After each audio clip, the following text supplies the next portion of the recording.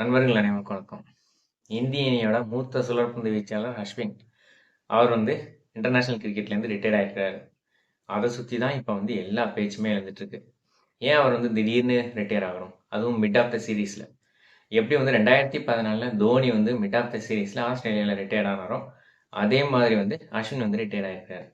அஸ்வின் அவரோட யூடியூப் சேனலில் கூட ஒரு டைம் சொல்லியிருப்பார், இந்த மாதிரி ஏஜ் கூட்டிகிட்டு இருக்கு அப்படின்ற போது நீங்களும் அந்த ரிட்டையர்மெண்ட் ஸ்டேஜ் கடந்துட்டு இருக்கீங்க அப்படின்ற மாதிரி அவங்க ஒய்ஃப் சொன்னதான் சொல்லியிருப்பாரு. ரீசெண்டாக ஒரு 2-3 மந்த்ஸுக்கு முன்னாடி அவரோட யூடியூப் சேனலில். அப்போ தான் நானும் ரியலைஸ் பண்ணேன், நானும் ரிட்டையர்மெண்ட் ஸ்டேஜை நோக்கி போயிட்டுருக்கேன் அப்படின்ற மாதிரி யோசிச்சுட்டு இருக்கேன். ஸோ அடுத்த ஜென்ரேஷன் வாஷிங்டன்ஸ் இந்த மாதிரிலாம் வந்துட்டுருக்காங்க அப்படின்ற மாதிரி கூட சொல்லியிருந்தார். ஸோ அப்போவே ஒரு லைட்டாக ஒரு ஹிண்ட் கொடுத்துருந்தாரு. ஸோ அந்த ரிட்டையர்மெண்ட்டை நோக்கி போயிட்டுருக்கேன் அப்படின்ற மாதிரி. ஸோ அவருக்கு ரிட்டையர்மெண்ட் அப்படின்றது ரொம்ப நாள் தாட்டாக இருந்திருக்கும் அப்படின்ற மாதிரி நினைக்கிறேன். ஏன்னா இந்த ஃபாரின் டூர்ஸ்லாம் சேனா கண்ட்ரீஸ்லாம் அஸ்வினை அந்த அளவுக்கு இவங்க யூஸ் பண்ணுறது கிடையாது. அதில் பெரிய சர்ச்சையானது WTC ஃபைனலில் இவர் எடுக்காதது. அதுவும் ரோஹித் இவர் எடுக்காதது. ஆஸ்திரேலியாவில் லெஃப்ட் ஹேண்ட் பேட்ஸ்மேன் நிறையா இருக்காங்க, அவங்களுக்கு யூஸ்ஃபுல்லாக இருந்திருப்பார் ஒரு விக்கெட் எடுக்கிறதுக்கு. அதை எடுக்கலை அப்படின்றது ஒரு பெரிய சர்ச்சையானது. ஸோ அதனால தான் இந்திய அணி தோற்றுது அப்படின்ற மாதிரியும் நிறையா சொல்லியிருந்தாங்க. அது போக நம்ம world cup one day international டீமில் அஸ்வின் எடுத்திருந்தாங்க. சேப்பாக்கத்தில் மட்டும் ஒரு மேட்ச் சேர்த்துருந்தாங்க. அதுக்கப்புறம் எந்த ஒரு மேட்ச்லையும் அஸ்வின் சேர்க்கல. ஸோ ஃபைனல் மேட்ச் ஒரு எக்ஸ்பீரியன்ஸ் ஸ்பின்னர் அவரை சேர்த்துருக்கணும். அதுதான் ஒரு சிறப்பானதாக இருந்திருக்கும். அதுலேயும் சேர்க்கலை. வேர்ல்டு கப் ஃபைனல்லையும் இந்திய அணி தோற்றது. ஸோ இந்த மாதிரியான முக்கியமான மேட்சஸ்லாம் ஒரு இந்தியாவோட லீடிங் ஸ்பின்னர். ஸோ ஒரு ஆஃப் ஸ்பின்னில் 537 விக்கெட்ஸுன்றது இந்தியாவில் எந்த ஒரு ஸ்பின்னர்ஸும் எடுத்தது கிடையாது. அதாவது அனில் கும்ப்ளே 619 விக்கெட்ஸ் எடுத்திருக்காரு. அவர் ஒரு லெக் ஸ்பின்னர் டெஸ்ட்டில். ஸோ அந்த லெக் ஸ்பின்னர் அப்போ என்னென்னா பெரிய ஸ்பின்னர்ஸ் நிறைய கிடையாது. ஏன்னா அனில் கும்ப்ளே தான் ஒரு முக்கியமான லெக் ஸ்பின்னர். ஸோ அதுக்கப்புறம் ஆஃப் ஸ்பின்னராக ஹர்பஜன் இருந்தார். ஸோ 2 பேரும் இருப்பாங்க. ஆனால் முக்கியமாக ஃபர்ஸ்ட் ப்ரிஃபரன்ஸாக அனில் கும்ப்ளே கொடுப்பாங்க. ஸோ எந்த மாதிரியான கண்டிஷன்ஸாக இருந்தாலும் சரி, அனில் கும்ப்ளே கண்டிப்பாக டீமில் இருப்பார், அவர் ஃபிட்டாக இருந்தால். ஸோ அந்த மாதிரியான ஒரு மதிப்பு அவருக்கு இருந்தது. அவர் கொஞ்ச நாள் டெஸ்ட் கேப்டனாகவும் இருந்தார். ராகுல் டிராவிட் டெஸ்ட் கேப்டன்ஷிப்லேருந்து விளங்கினதுக்கு அப்புறம் கொஞ்ச நாள் அவர் கேப்டனாக இருந்தார். அதுக்கப்புறம் தான் தோனிக்கு கொடுத்தாங்க. ஸோ அந்த மாதிரி ஒரு முக்கியமான ஒரு இம்பார்ட்டன்ஸ் அந்த மாதிரி ஒரு இம்பார்ட்டன்ஸ் அனில் கும்ப்ளே கொடுத்துருந்தாங்க. அந்த ஒரு இம்பார்ட்டன்ஸ் அஸ்வினுக்கு கொடுத்தாங்களா அப்படின்னு கேட்டால் அது இல்லை அப்படின்னு தான் சொல்லணும். அஸ்வினோட அந்த ப்ரைம் நல்லா இருந்தது அப்படின்னா அந்த தோனி விளையாடுற வரைக்கும் இருந்தது. ஸோ டெஸ்ட்லேயும் சரி, ஓடிஐலையும் சரி. ஸோ அதுக்கப்புறம் விராட் கோலி கேப்டன்ஷிப் வந்ததுக்கு அப்புறமே அவங்க ஆர்சிபி பவுலர்ஸான சஹலுக்கு தான் இம்பார்ட்டன்ஸ் கொடுத்தாங்க. அதுக்கப்புறம் குல்தீப் யாதவ், சஹல், இவங்க 2 பேரும் ஒரு காம்பினேஷன் ஒன் டே இன்டர்நேஷனல்ஸில் விளையாட ஆரம்பிச்சிட்டாங்க.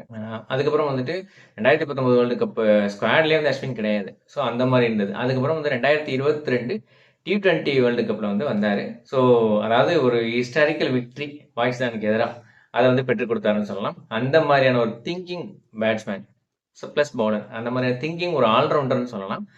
ஸோ அந்த ஒரு ஸ்டேஜில் ஒரு பாலுக்கு 2 ரன் அடிக்கணும்.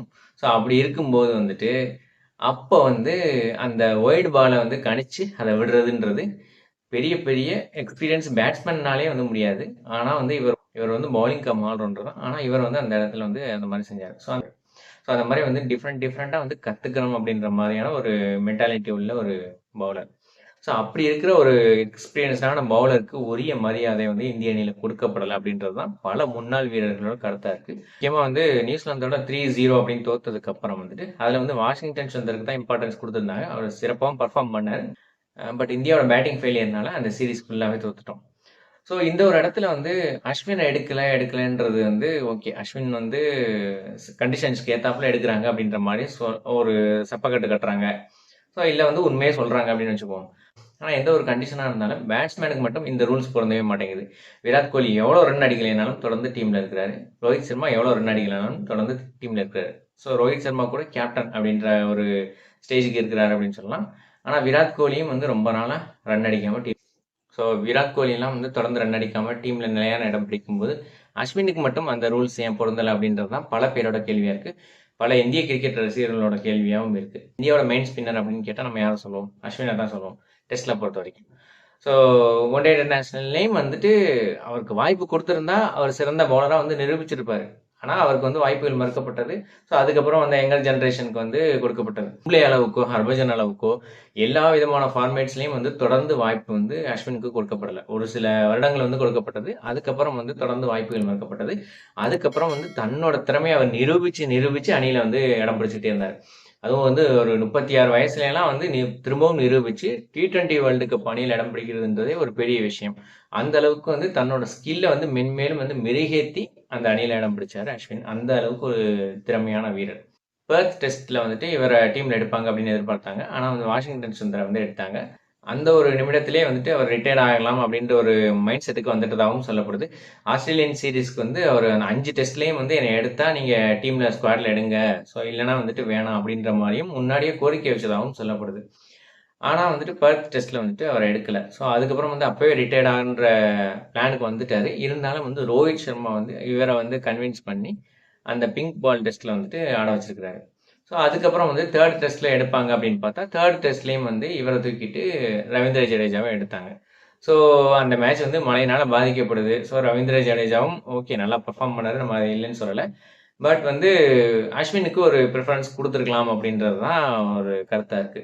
ஸோ அடுத்து வந்து 2 டெஸ்ட் இருக்கு. ஸோ அந்த 2 டெஸ்ட்ல வந்துட்டு நல்ல ஒரு ஸ்பின்னராக வந்து அனுபவம் வாய்ந்த ஸ்பின்னராக வந்து அஸ்வின் நல்லா தேவைப்படுவார். ஏன்னா மெல்பர்ன் அண்ட் சிட்னி இந்த 2 பிச்சஸ்லையும் வந்துட்டு ஸ்பின் வந்து நல்லா ஒர்க் அவுட் ஆகும். ஸோ அந்த ஒரு பிச்சஸ்க்கு வந்து அஸ்வின் வந்து தேவைப்படுவார். இருந்தாலும் வந்து டீமோட ப்ரிஃபரன்ஸ் வந்து வாஷிங்டன் சுந்தரா இருக்குமோ அப்படின்ற மாதிரியான ஒரு சயின்ஸ் வந்து இவருக்கு வந்து கிடைச்சிருக்கும் அப்படின்ற மாதிரி தான் நிறைய பேர் வந்து சொல்றாங்க. ஸோ அதனால தான் வந்து இனிமே நம்ம டீமுக்கு வந்து தேவைப்பட மாட்டோம். ஸோ அதுக்கப்புறம் வந்துட்டு இந்த 5 டெஸ்ட் முடிஞ்சதுக்கு அப்புறம் வந்துட்டு இனிமே வந்து WTC ஃபைனல் தான்.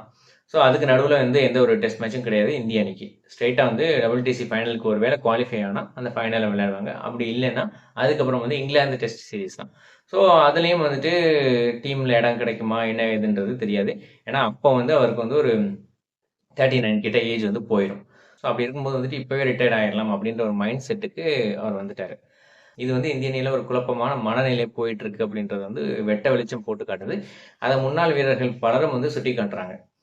ஸோ எந்த ஒரு அணியை தேர்வு செய்யணும் அப்படின்றதுல வந்து ஒரு பெரிய குழப்பம் நீடிக்குது அப்படின்னே சொல்லலாம். இதில் வந்து கேப்டனுக்கும் பயிற்சியாளருக்கும் இடையே குழப்பம் நிலவுதா அப்படின்றது தெரியல. ஸோ அஸ்வின் வந்து இந்த மாதிரியான ஒரு கடினமான சூழலில் தான் வந்து ரிட்டையர் ஆகிருக்கிறாரு. ஸோ இருந்தாலும் வந்து அவரோட ஃபார்மில் வந்து பிரைமில் இருந்தபோது ரிட்டையர் ஆகிட்டாரு அப்படின்றது வந்து ஒரு சிறப்பான விஷயம். இருந்தாலும் அவர்கிட்ட இன்னும் ஒரு 2 வருஷம் விளையாடுறதுக்கான திறன் இருக்குது.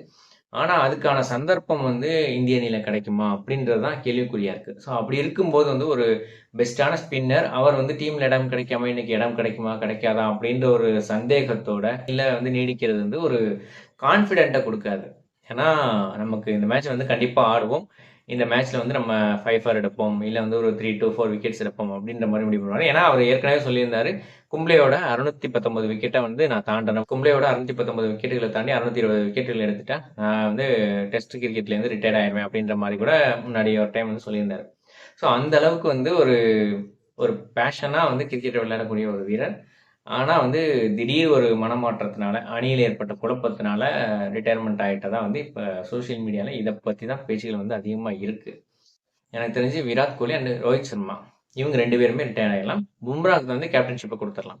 ஸோ அந்த மாதிரி தான் டீம் இருக்குது. ஆனால் ஆல்ரெடி நிறைய பிளேயர்ஸ் யங்ஸ்டர்ஸ் வந்து நல்லா விளையாண்டுட்டு இருக்காங்க.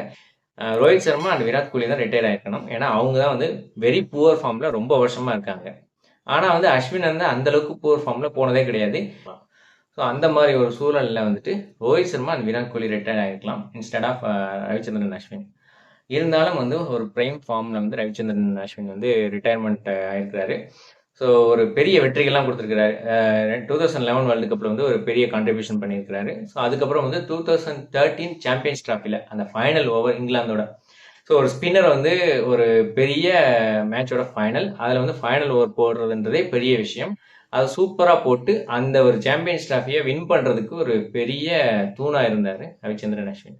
அது போக வந்துட்டு அந்த பாகிஸ்தானோட அந்த ஒரு மேட்ச், ஸோ அந்த ஒய்டை லீவ் பண்ணிவிட்டு அதுக்கப்புறம் வந்து கவர்ஸில் வந்து ஒரு ரன் அடிச்சு பாகிஸ்தானுக்கு எதிராக வந்து ஒரு வரலாற்று வெற்றி அப்படின்னு சொல்லலாம். 2022 வந்துட்டு பாகிஸ்தானுக்கு எதிராக T20 வேர்ல்டு கப்பில் தோத்துட்டோம். ஸோ அவங்க வந்து விக்கெட்டே இல்லாமல் ஜெயிச்சாங்க.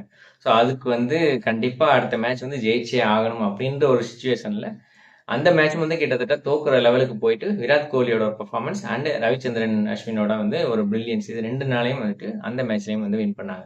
இந்த மாரி வந்து பல மேட்சஸ் வந்து ரவிச்சந்திரன் அஸ்வின் இந்திய அணிய வெற்றி பெற வச்சிருக்கிறாரு. அவரோட பெஸ்ட் மேட்சஸ் பத்திலாம் வந்து டீட்டெயிலா வேறு சில வீடியோக்கள்ல வந்து பார்ப்போம்.